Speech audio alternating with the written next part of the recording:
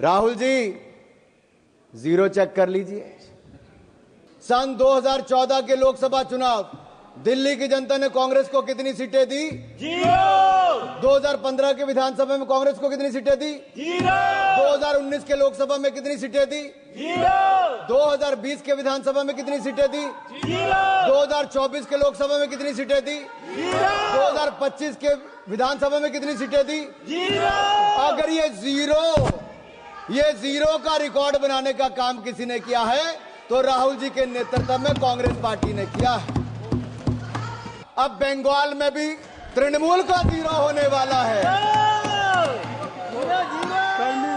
Rahul ji zero check कर लीजिए। एक जीरो और भी है।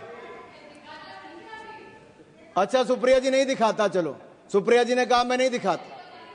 ये कांग्रेस की सीटों की बात नहीं है, मैंने छोड़ दिया सुप्रिया जी।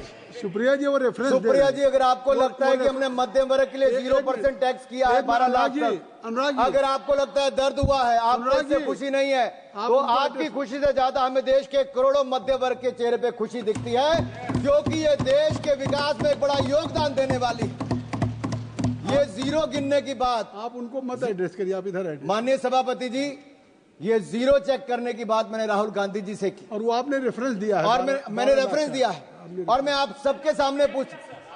माननीय सभापति जी, सन 2014 के लोकसभा चुनाव दिल्ली की जनता ने कांग्रेस को कितनी सीटें दी? 0। 2015 के विधानसभा में कांग्रेस को कितनी सीटें दी? 0। 2019 के लोकसभा में कितनी सीटें दी? 0। 2020 के विधानसभा में कितनी सीटें दी? 0। 2024 के लोकसभा में कितनी सीटें दी?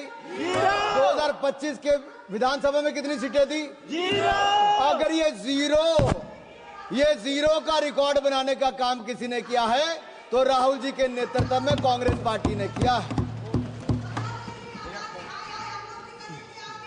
आप नहीं, nothing will go on record, nothing will go on record. Sir, ये दिल्ली वालों ने तो कांग्रेस को बड़ा जीरो दे दिया, अब बंगाल में भी तृणमूल का जीरो होने वाला है। Kindly address to the chair. Nothing will go on the record except Anurag Thakur ji. Please you address. Sir, मैं मध्य वर्ग पर टैक्स की बात कर रहा था।